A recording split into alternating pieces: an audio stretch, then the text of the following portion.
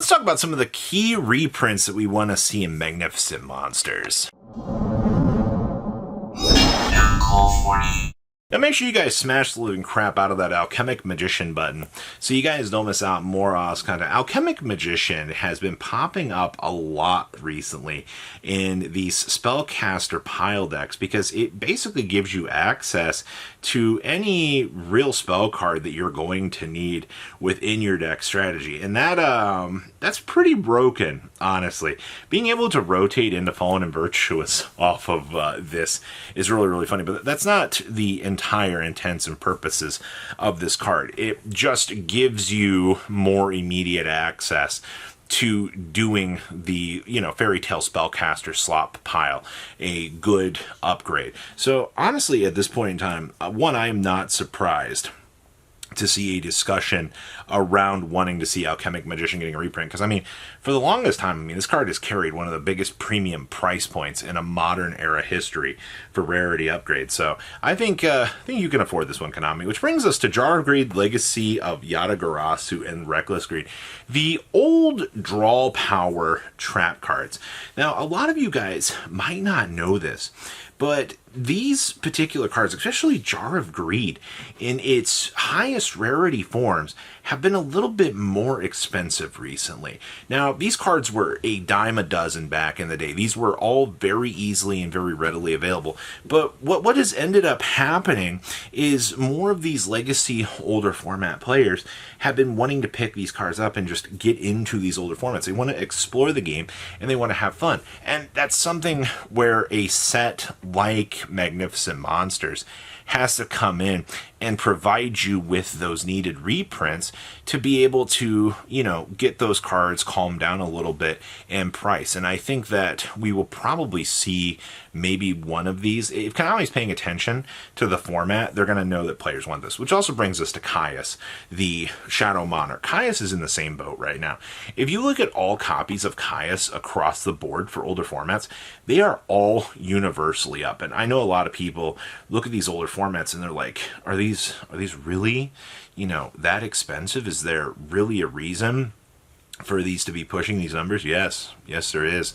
All of the facts that Caius has been up in value for as long as it has is very telling on the community's takeaway from this. So, like every other Edison format card that we have seen that needs a reprint right now, Konami, you need to get ahead of Caius. You need to get ahead of Jar of Greed. You need to get in front of these particular cards because it's a problem that little cards like this are in frequency and actually just really being pushed around in terms of, reprints. Constellar, Sombre, and Karikion. If you have not paid attention to the BS that Sombre is going through right now, you would be absolutely shocked. It is amazing to me when we look at these Constellar cards and we go, oh yeah, that looks normal to me. And it's just like, what do you mean? Why is Sombre pushing one of the most expensive price points in the game? And why is Evilswarm Karikion following it up? These are cards that have not had reprints in nearly 10 years. And some of these older formats are starting to take off now where people want to be able to have access to these cards.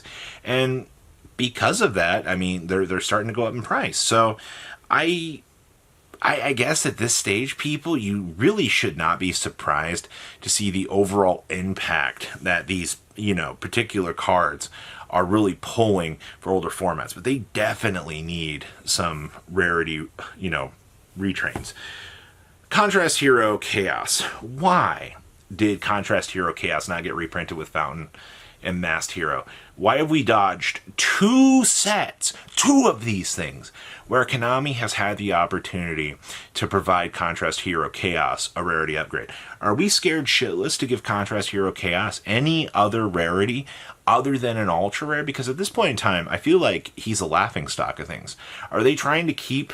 There's no way that they're looking back at the old structure deck and they're going, oh yeah, if we keep this card down in value, people will want the old... You can't even find the old starter deck anymore. I don't know what's keeping Konami from Contrast Hero Chaos reprints. It makes no sense to me in the grand scheme of things as to why, we're looking at this card, and I'm still dumbfounded in 2026 why we've given this card new life and its Ultra is worth $5 whole. Like, sure. Magician's Rod. Now this is probably an important retrain. An important reprint.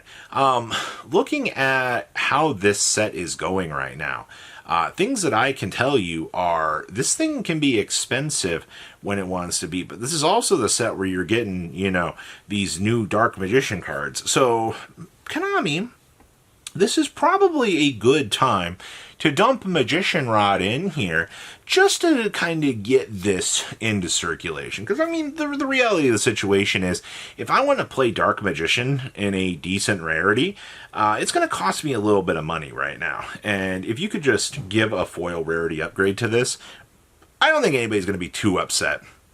Especially, if you've looked at the price on Super Magician's Rods, I think you would understand. Cards like $10 to $15 for literally no reason as of filming this. And that's incredibly terrible to think about.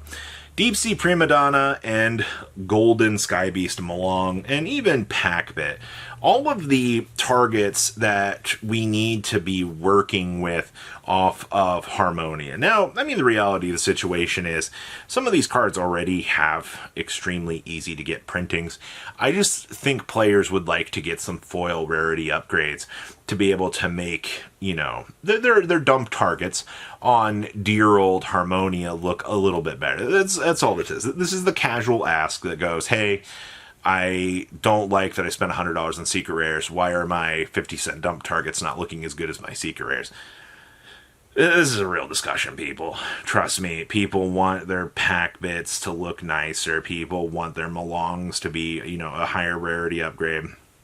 It's an interesting topic of discussion, but yes, I could actually use some reprints on these.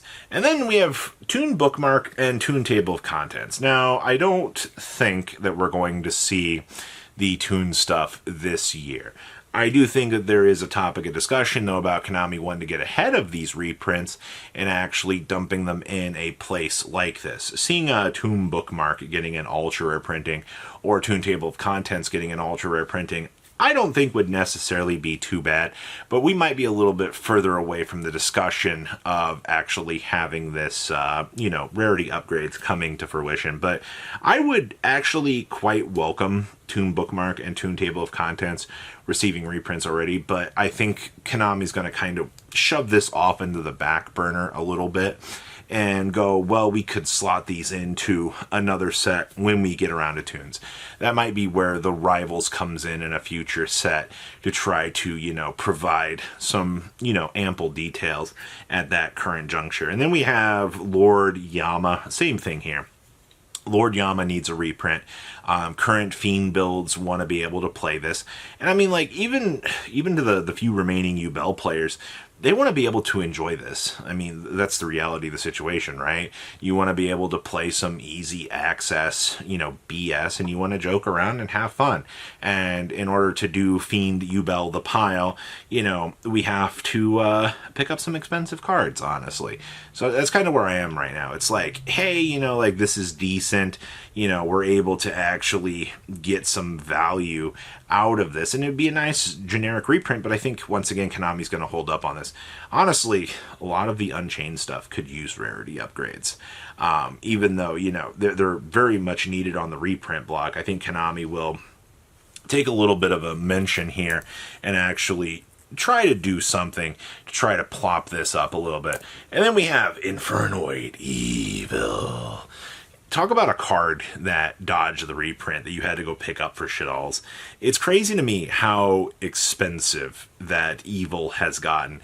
And the crazy thing is, it's a one-of in the extra deck that you need to be able to fuel the bad ideas to, play these decks. And obviously, I don't know what else to say here.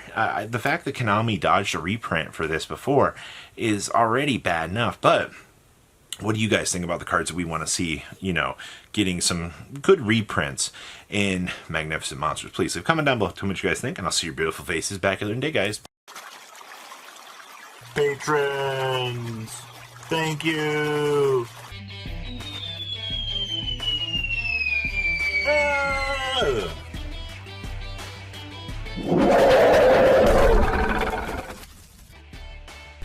Thank you so much for watching. Check out these other videos.